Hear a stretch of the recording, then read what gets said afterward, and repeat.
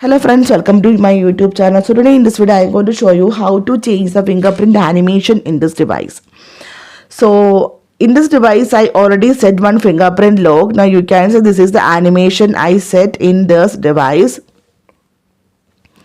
Let me show you.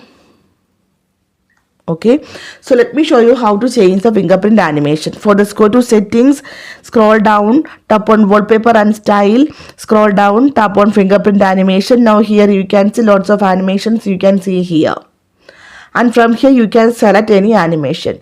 If you tap on this one, lock the device, you can see the animation, right? You can select any animation.